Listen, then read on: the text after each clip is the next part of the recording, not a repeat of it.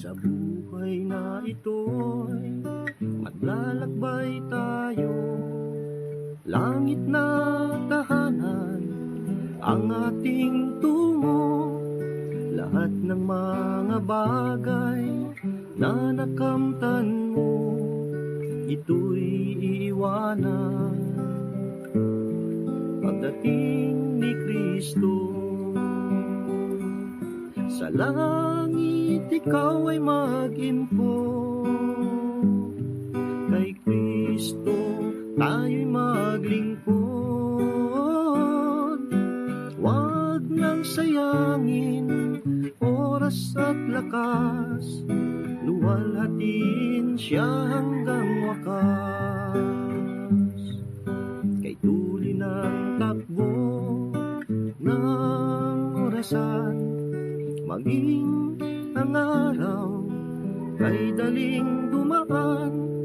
Lumilipas ang taon nang di na mamalayan, maging tao'y kumukupas rin sa kanyang kapanahunan. Sa langit ikaw ay mag-impo, kay Kristo tayo'y maglingkod. Huwag nang sayangin oras at lakas, luwalhatiin siya hanggang wakas. Kailan mo pa siya kikilalanin? Sa kalooban niya ay pasako. Ang oras ay mahalaga, huwag mo nang sayangin pa. Sa langit ikaw ay mag-impo, kay Kristo tayo'y maglingkod. Huwag nang sayangin oras at lakas, luwalhatiin siya hanggang wakas. Luwalhatiin siya hanggang wakas. Luwalhatiin siya hanggang wakas.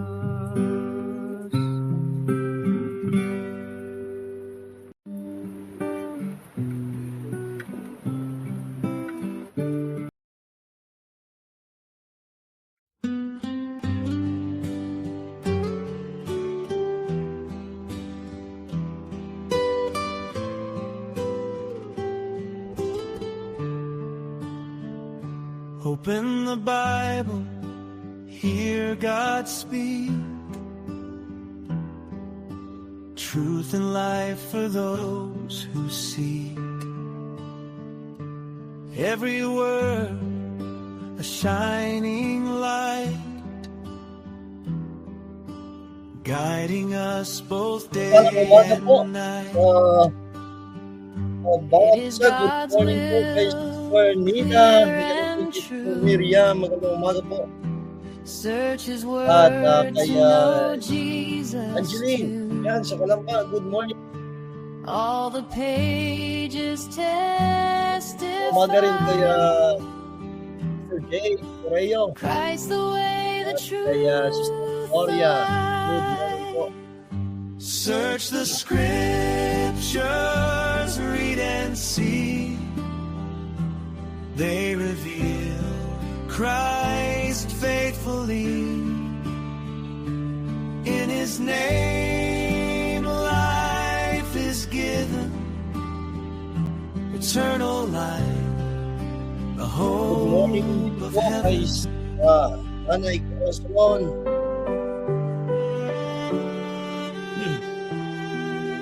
Tayo muna po'y dumulog sa Panginoon sa panalangin. Tayo po'y manalangin. Dakilang Diyos, kami po nagpapasalamat, Panginoon, sa umagang ito, sa pagkakataon na binigyan niyo sa amin upang ang inyong salita ay amin na mapagdulayan. Tama niyo po ang aming mga puso Linisin niyo po kami sa anumang aming karumihan at anumang lalang ng kaaway para kami ay kuluhin sa aming pag-aaral. Dalangin po namin ang inyong kaway sa Kanya, Panginoon. Kayo po ang siyang maitaas at maluwalhati sa aming pong pagbubulay-bulay ng inyong salita. Ito ay aming samot dalangin in Jesus' name. Amen.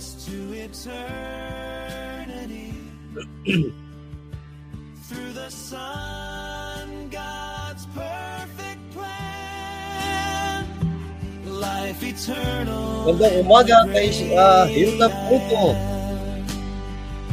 Search the scriptures, read and see. They reveal Christ faithfully.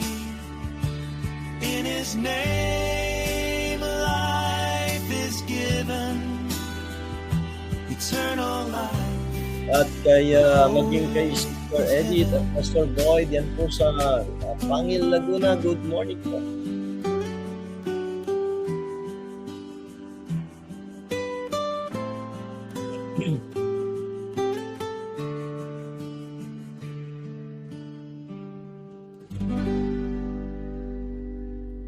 Yan, dito po tayo sa Psalms chapter 51 verse 10. Po, Psalms 51 verse 10 hanggang verse 13. Ito po yung ating pong pagbubulayan ngayon pong umaga. Psalms 51 verse 10, Create in me a clean heart, O God, and renew a right spirit within me. Cast me not away from thy presence, and take not thy Holy Spirit from me. Restore unto me the joy of thy salvation, and uphold me with thy free spirit. Then will I teach transgressors thy ways, and sinners shall be converted unto thee. Amen. Ang Diyos po ang magpala sa kanyang mga salita na ating nabasa. Nung Monday, nakita natin yung broken spirit. A broken spirit confesses sin. Opo, ito po ay talagang kanya pong pinagsisisihan yung kanyang mga kasalanan at kanyang hinihingi ng tawad sa Panginoon. At kahapon, yung, pinakita rin sa atin ang salita ng Diyos sa broken spirit, finds hope in cleansing and forgiveness. Dito siya nakasumpong ng pag-asa sa paglilinis ng Diyos at kapatawaran ng Diyos. At ngayon po dito, naandito yung dito sa verse 10 hanggang verse 13 na ating pong binasa. Nandito po yung plea.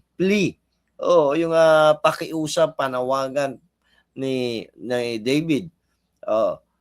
Na ma-restore siya do sa fellowship as basis for my ministry. Kaya nga po sabi niya dito, create in me a clean heart, O God, and renew a right spirit within me. Ang una na masasabi po natin na mahalaga ay para ma-restore do sa ministry o makapagpatuloy do sa kanyang sa gawain ay yung pong kalinisan, cleansing, yung cleansing, yung paglilinis. At alam natin yung nangyari kay David, yung nangyari nga pagkakasala ni David nung panahon na ito, kaya niya ito sulat itong awit na ito. Ito yung time na kung saan ay pinapatay niya si Uriah at nagkasalahan siya ng pangangalo niya kaya Bathsheba. At nung siya nga ay kinumpronta ni Prophet Nathan, hindi naman hindi na naghanap ng ibang masisisi si David. Hindi rin niya itinanggi, hindi niya dininay. Bagkus ay nakita niya yung kanyang kamalian, in-acknowledge niya ito, inamin niya ito at pinagsisihan niya sa harapan ng Diyos.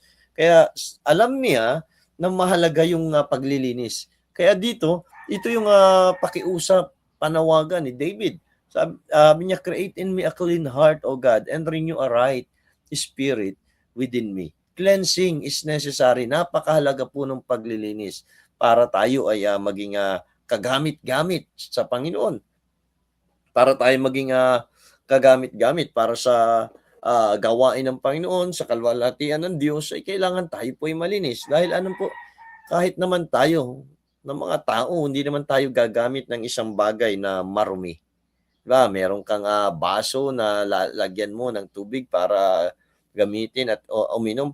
Hindi mo ito gagamitin kung ito ay marumi. Hindi mo ito lalagyan ng tubig para dun ka uminom. Kahit pa gaano kalinis yung tubig, kung ito ay marumi, hindi mo ito gagawin, hindi mo ito gagamitin. Kaya nga po mahalaga yung pagiging malinis. Ganon din sa ating pong paglilingkod sa Panginoon, dapat na tayo po ay malinis yung ating puso. Kaya nga po si David dito sa verse 10, ano po sabi niya? Likhaan mo ako, gawin mong malinis ang aking puso. Create in me a clean heart, O God, and renew a right spirit within me. Di ba? Baguhin nyo yung aking puso, isang matuwid na at bigyan nyo ako ng matuwid na espiritu. Ituwid nyo yung aking pong espiritu. At alam po, ito po yung mahalaga. Ito po yung kailangan sa ating pong mga ginagawa para sa Panginoon. Ano man ang ginagampanan natin na ministeryo sa loob ng iglesia, napakahalaga po yung malinis na puso at matuwid o tama na espiritu. Kasi kung kahit gaano po tayo kagaling, kahit gaano kahusay yung ating kakayanan, kahit gaano yung ating pong talento, gaano karami yung ating talento, pagdating po sa ating pong paglilingkod, hindi po yung kahusayan natin ang tinitingnan ng Diyos. Hindi yung kagalingan kung paano natin ginampanan o ginawa yung ating pong ministeryo, kundi tinitingnan niya yung ating pong puso. Kung malinis ba yung motibo ng ating puso, malinis ba ang ating puso, at tama ba at matuwid ba yung ating espiritu. Minsan may mga ginagawa minsan ang tao, ang mga mananampalataya na may maling hindi malinis yung puso. Kaya akala niya, ang nahugawa niya ng mahusay, akala niya nagampanan na niya ng tama. Pero kung yan po, kung marumi yung ating pong puso, hindi malinis ang ating puso, mali yung ating pong motibo, ganun din yung ating pong espiritu ay hindi matuwid sa harapan ng Diyos. Hindi po yun ibibilas ng Panginoon. Walang pagpapala. Wala yung kapangyarihan ng Diyos. Wala yung paggawa ng Diyos. Maaaring matuwa ang mga tao, maaaring masiyahan ang mga tao, maaaring humanga ang mga tao, pero ang Diyos, hindi po siya matutuwa kung marumi yung ating pong puso. Kaya dito sinasabi ni David, nung sinabi niya, create me in me a clean heart and renew a right spirit within me, pinakikita niya dito, pagdating doon sa ating doon sa fellowship and ministry, cleansing is necessary. Kailangan po natin laging magpalinis. Kailangan lagi nating dumulog sa Panginoon, palinis sa Diyos, humingi ng tawad, at ating balik-balikan yung ating pong buhay at tingnan natin at ating pong ibigay sa Panginoon, ipalinis sa Panginoon ang ating pong puso. Atin din pong bantayan yung ating espiritu, baka hindi na matuwid. Baka kaya natin ginagawa yung isang ministeryo dahil alam nating meron tayong kahusayan doon at para ipakita lang sa tao, para ipagmalaki na ako, magaling ako dito. Dapat po yung matuwid. Matuwid yung puso, tama yung hangarin. Hindi para maipakita lang sa iba yung kahusayan, kundi para po makapagbigay ng papuri sa Diyos. For the glory of God. Sa kalwalhatian dapat ng Diyos. Di ba? Kaya nga sinabi ni Pablo, ano man ang ating ginagawa, tayo man ay kumakain o umiinom, gawin natin sa ikaluluwalhati ng Diyos. Para sa kalwalhatian ng Diyos. Kaya ito po, sinasabi ni Apostle Paul dito, sabi niya, create in me a clean heart, O God, and renew a right spirit within me. Renew a right spirit. Naging tama yung ating pong espiritu. Verse 11, cast me not away from thy presence and take not thy Holy Spirit from me. Ano po ito? Ito po yung nais ni David yung nai-enjoy ni David yung presensya ng Diyos. Kaya ang kanyang pakiusap ay sabi niya, wag mo akong paalisin sa iyong harapan. Cast me not away from thy presence and take not thy Holy Spirit within me. Wag niyong bawiin. Wag niyong alisin ang iyong banal na espiritu sa akin. Alam po, sa ating pong panahon, sa ating pong mga anak ng Diyos, ay hindi na po umaalis, hindi po lumalayo, hindi umaalis ang banal na espiritu sa atin. Kaya lang, kung hindi tama yung ating puso, hindi na matuwid yung ating espiritu at hindi na natin nagagawa yung mga bagay na nakakalugod sa Panginoon, kaya hindi natutuwa ang banal na espiritu. May dalawang bagay, may dalawang pagkakasala tayong nagagawa minsan. At ito po yung yung tinatawag na quenching and grieving of the spirit. Kapag ang banal na espiritu, ang Panginoon ay pinapagawa niya sa atin yung isang bagay. Ito yung kalooban niya, ito yung nais niya na ating ginagawa. Naandun at kumikilos na sa ating pong puso yung banal na espiritu. Pero hindi natin sinunod, nagkakasala tayo dito. Nakuquench natin. Para bang parang nag-aalab na sa ating puso yung kagustuhan ng banal na espiritu at tayo rin ay hinihimok na niya na gawin yung isang bagay pero atin pong pinigilan at hindi natin sinunod para natin siyang binuhusan, yung alab, yung init, para po nating binuhusan ng tubig. At yun po minsan ang nagagawa natin. Diba? Kapag nakinig tayo ng salita ng Diyos, na andun na yung pangungusap ng Panginoon sa ating pong puso, at kumikilos na siya sa atin pero wala tayong ginagawang desisyon doon sa pangungusap niya, ayun po, nakuquench natin yung Holy Spirit. Yung mga ninanais ng Panginoon na gawin natin yung isang mabuting bagay, tapos hindi naman natin ginawa at pinagpaliban natin, na-quench natin yung Holy Spirit. Yung tayo ay kinikilos na ng banal na espiritu na ibahagi yung salita ng Diyos, o kahit mag-abot man lamang ng babasahin tapos hindi natin nagawa, nakuquench natin. Nakuquench natin yung Holy Spirit. Kaya dito sabi ni David ay wag mong bawiin ang iyong espiritu sa akin. Hindi po sa ating pong kalalagayan, sa ating pong panahon, hindi na po lumalayo, hindi na umaalis yung banal na espiritu. Yun nga lang, napipighati natin siya, nakuquench natin siya. At pangalawa, yung grieving, napipighati, yung Holy Spirit. Paano po ito nangyayari? Kapag ating patuloy na nagagawa yung mga bagay na ayaw naman ng Panginoon na ating gawin. Ayaw ng banal na espiritu na ating gawin, pero patuloy nating ginagawa, kagaya ng kasalanan. Ayaw ng Diyos yung kasalanan, pero patuloy nating nagagawa yung magkasala, nagigrieve yung Holy Spirit.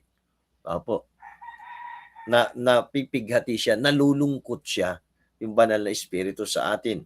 Kaya ano po yung dapat nating gawin? Ito yung dapat nating gawin. Hilingin lagi natin sa Panginoon na tayo pagpuspos ng banal na espiritu at ating masunod ang kanyang pangunguna sa ating pong buhay. Kaya dito sinabi ni David, cast me not away from thy presence. Huwag niyo po akong paalisin sa inyong harapan. Alam po, kapag ginagawa natin yung kalooban ng Diyos, naandun tayo sa presensya ng Diyos. At kapag nandun tayo sa presensya ng Panginoon, ay naandun po yung protection sa atin ng Panginoon. Naandun na safe tayo. Ano man ang mangyari, nandiyan po yung protection niya sa atin. Kaya ito po, yung plea ni David for restored fellowship and as basis for ministry, una nakita niya dito at pinahahayag niya dito na mahalaga yung paglilinis. Cleansing is necessary. At pangalawa, dapat nandun yung enjoyment doon sa presensya ng Panginoon. Marami ang hindi na-enjoy ang presence ng Panginoon. Hindi na i-enjoy yung ministry, hindi na enjoy yung church, hindi na enjoy yung mga ginagawa sa gawain ng Panginoon. Ito po yung ito yung nais ni David ay ma-restore siya. Ma-restore siya doon sa fellowship. Verse 12, restore unto me the joy of thy salvation and uphold me with thy free spirit. Kaya nga ano po, hindi lang panalangin ni David na wag siyang paalisin at wag alisin yung banal na espiritu, kundi ano daw po, maibalik siya. Maibalik siya. Sabi niya, restore unto me the joy of thy salvation, yung kagalakan ng kaligtasan na meron siya. At sabi niya, and uphold me within thy spirit. Nais ni David na alalayan siya ng banal na espiritu ng Diyos. Ano po tayo ganito? Kapag tayo nakakagawa ng pagkakasala sa Panginoon, yung pong yung pong kagalakan sa ating puso ng ating kaligtasan, yung po ay nawawala. Kasi nga, sabi ko kanina, napipighati yung banal na espiritu na nasa sa atin. Kaya dito sa bahaging ito, sinabi ni David, restore unto me. Nais niya yung kagalakan na meron siya nung siya inaligtas ay mabalik. At ganito po sa atin. Alam po paano mangyari sa atin na mabalik yung kagalakan sa ating kaligtasan? Babalikan lang natin yung sinabi niya sa verse 10 na create in me a clean heart. Palinis lang tayo sa Panginoon. Balik lang tayo sa Panginoon. Kung napansin natin na medyo napapalayo tayo sa Panginoon, balik na tayo sa Panginoon. Alam po, ano yan minsan, akala natin dahil tayo ay nasa church, ay okay na tayo, faithful tayo. Akala ng maraming Kristiyano, dahil lagi siyang uma-attend every Sunday, ay yun yung masasabing basihan ng katapatan na ng Panginoon. Alam po, maraming nasa church every Sunday pero backslider. Maraming nasa church every Sunday pero hindi sumusunod sa Panginoon. Kaya ano po kailangan po naandun yung malinis na puso at ma-restore sa atin yung kagalakan. Yung mga hindi lamang tayo na andun pag Sunday, kundi excited tayo na pupunta pag Sunday. Sunday morning, Sunday afternoon, excited din tayo na pumunta sa araw ng pananalangin. Diba? At ito yung nais ni David. At sabi po niya, di ba, ang sabi niya doon sa verse 12, and uphold me within thy free spirit. Nais din niya yung kapangyarihan ng banal na espiritu ay manumbalik sa kanya. Alam niyo po, napakaganda na yung ating ginagawa habang ginagawa natin yung isang bagay para sa Panginoon ay naandun yung pagpapala ng Panginoon. Yung binibless ng Panginoon yung ating ginagawa. Yan po yung kapangyarihan ng banal na espiritu.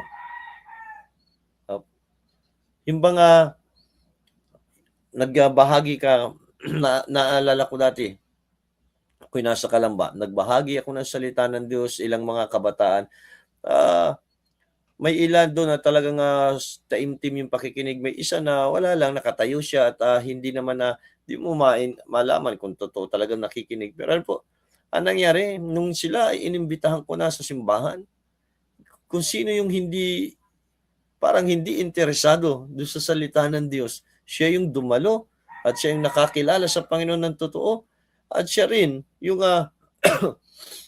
naging miyembro, naging bahagi ng church. Ano po yun? Hindi natin kapangyarihan ng banal na espiritu. Kung magiging malinis yung ating puso at naandun yung ma-enjoy natin yung presensya ng Diyos, may restore yung joy of salvation at dahil malinis ang ating puso, matuwid yung ating hangarin, yung ating espiritu, ano pong mangyayari sa ating ginagawa? Ang Diyos ang magpapala.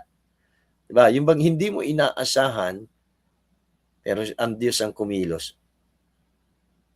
Ang Diyos ang mag-aayos. Kaya ano po yung sinabi dito ni David, restore unto me the joy of thy salvation and uphold me with thy free spirit. Diba? Yun po yung joy of salvation. Ano po kapag ang tao na-restore yung joy of salvation, hindi mo yun mapipigilan na gumawa ng mga bagay para sa kalwalhatian ng Diyos. Kapag naandun yung joy of salvation sa isang tao, hindi mo yan mapipigilan na pumunta sa pagsamba. Hindi mo na nga yan iimbitahin naandun yan. Kapag sa tao yung joy of salvation, hindi mo rin yan mapipigilan na maglingkod sa Diyos. Maglilingkod yan. Kasi naandun yung kagalakan ng kaligtasan na meron siya. Kapag nasa isang tao yung joy of salvation, alam po, maging yung kanyang pagkakaloob, yung paghahandog sa Diyos, hindi mo yan mapipigilan. Naalala niyo po ang Panginoon ay dinala niya yung mga apostol, yung mga disipulo, at pinakita sino yung magbibigay ng tama. Alam po, yung babaeng balo na nagbigay ng 2 mites, maaring naandun yung puso niya, naandun yung kagalakan niya na ibigay o maghandog sa kanyang Diyos. Kaya nga po sa tao na totoong nanampalataya at merong kagalakan ng kaligtasan, hindi yan mapipigilan na maghandog sa Diyos. Hindi yan mapipigilan na ibahagi yung salita ng Diyos. Yung babaeng Samaritana na nakausap ng Panginoong Jesucristo, ano pong ginawa niya? Nagmamadali siyang pumunta sa bayan at pinahayag niya na nakita niya ang Mesiyas. Nakilala na niya ang Mesiyas. Kaya niya nagawa yun, yung kagalakan na nasa kanyang puso. The joy of salvation. Marami po sa ngayon na mga anak ng Diyos na sinasabing anak ng Diyos pero parang wala yung kagalakan ng kaligtasan. Parang walang kagalakan na maglingkod, walang kagalakan doon sa kahit pagdalo sa pagsamba, walang kagalakan. Naandun na nga sa loob ng bahay panambahan, naandun na sa pagtitipon pero parang ang kanyang isip ay malayo pa rin. Walang kagalakan na makipag-fellowship sa kapwa mga mananampalataya. Verse 13. Then will I teach transgressors thy ways, and sinners shall be converted unto thee. Ano po? Ito yung plea ni David para ma-restore siya doon sa fellowship at sa Panginoon. At as basis for ministry, na pinakita niya dito, una, cleansing is necessary, mahalaga yung paglilinis. Pangalawa, yung enjoyment sa presensya ng Diyos. Pangatlo, yung power ng Holy Spirit na nasa kanya, kaya gusto niya yung clean heart para yung power ay makakilos, at yung joy, yung salvation dapat naandun lagi, nananatili sa ating puso. At ano po ito? Doon sinabi niya sa verse 13, then will I teach transgressors thy ways. Tuturo daw niya doon sa mga mananalangsang, sa mga transgressor. Alin po? Yung way ng Panginoon. At ano pa? And sinners shall be converted unto thee. Ano po ito? Opportunity. Lagi pong ang Panginoon nagbibigay ng oportunidad sa atin para tayo po'y makapaglingkod. Opportunity for ministry. Na ma-share natin yung salita ng Diyos, makapag-akay tayo ng kaluluwa. Ito po yun, sabi ni David. Then I will teach. Kaya tayo, kung tayo po'y naging na-restore sa Panginoon, nakakilala sa Panginoon, o kung tayo man ay matagal lang nakakakilala sa Panginoon at naandun yung panlalamig, hilingin natin sa Panginoon, ibalik yung alab sa ating puso. At ano po mangyayari? Ito po yung una agad nating magagawa. Ibahagi ang kanyang ebanghelyo. Ibahagi ang salita ng Diyos. Opo. Kaya ano po, sa atin po ng mga anak ng Diyos, nakakagawa tayo ng pagkakasala, pagkakamali sa Panginoon. Alam po anong gagawin lang natin ito. I-acknowledge natin, aminin natin sa Panginoon, kilalanin natin ating sarili na makasalanan. At ma-restore tayo sa kagalakan. Yung kagalakan ng kaligtasan, maibalik sa ating puso. At as susunod doon, yung ating pong kagalakang maglingkod. Maibahagi ang salita ng Diyos. Ngayon, kung hindi mo pa tiyak, kung meron pa sa ating nakikinig o nanonood na hindi mo pa alam saan ka patutungo pag ikaw ay binawian ng buhay, wala kang ibang dapat gawin kundi ang manampalataya sa Panginoon. Tanggapin mo siya sa iyong puso bilang iyong Panginoon at tagapagligtas. Sampalatayanan mo yung kanyang ginawa doon sa krus ng Kalbaryo. Yung kanyang kamatayan at muling pagkabuhay para sa iyo. Tayo po'y manalangin, Panginoon, salamat po sa inyo pong paalaala, sa inyo pong mga salita. At tulungan niyo po kami na lagi naming tingnan ang aming pong mga sarili at lagi kami magpalinis sa inyo upang sa ganun kami po'y maging kagamit-gamit para po sa inyong kalwalatian. Huwag niyo pong hayaan na mawala yung kagalakan sa aming pong puso, yung kagalakan ng kaligtasan na meron kami. At bagkus ito po'y mas lalo pang umalab sa amin pong mga puso at kami po ay makapagbahagi pa ng inyo pong mga salita, makapagbahagi pa ng inyo pong ebanghelyo sa mga taong hindi pa nakakakilala sa inyo. Dalangin ko po ang inyong mga anak sa buong maghapong ito ay ingatan at pagpalain anumang kanilang mga gagawin. Hinihiling ko rin po, Panginoon, ang inyong pong probisyon sa mga pangangailangan ng bawat isa. Ganun din po, akin pong inilalapit sa inyo ang mga may karamdaman. Patuloy na kayo po ang siyang magpapagaling sa kanila pong mga karamdaman, Panginoon. Sa amin pong mga kapatid dito sa Kalamba, kala Brother Allison, kaya Sister Pressy, Panginoon, maging sa mga lingkod nyo na may mga karamdaman, kay Pastor Arnold, maging kay Pastor June Tan, Panginoon, at sa iba pang may mga karamdaman, ganoon din kaya Salvador Conway, Panginoon, Junior, ay kagalingan, Panginoon, ay akin pong hinihiling para sa kanila. Ganun pa man, ay kayo po ang mas nakakaalam kung ano yung nararapat, Panginoon. At wala naman pong imposible sa inyo. Amin pong ipinagkakatiwala ang amin pong mga kahilingan at mga karaingan sa inyo, Panginoon.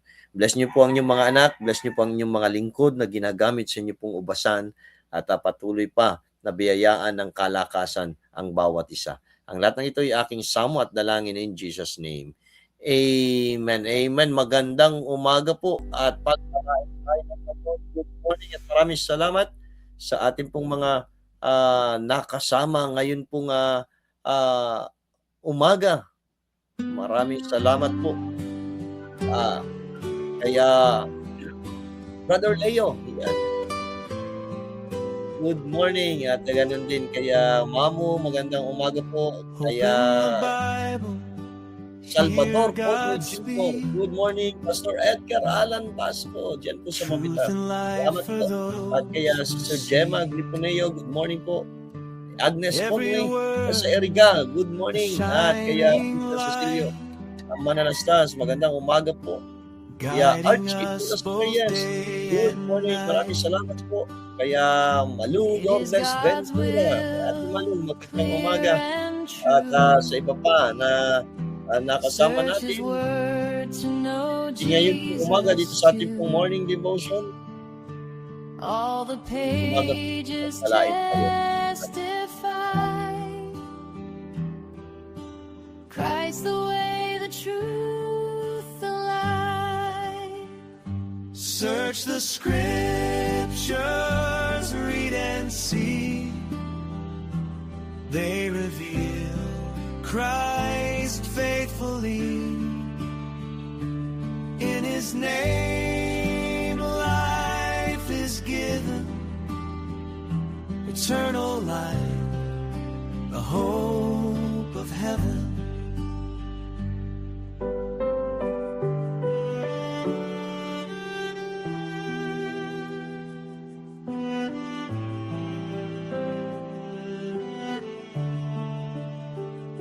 We are are just pilgrims passing through.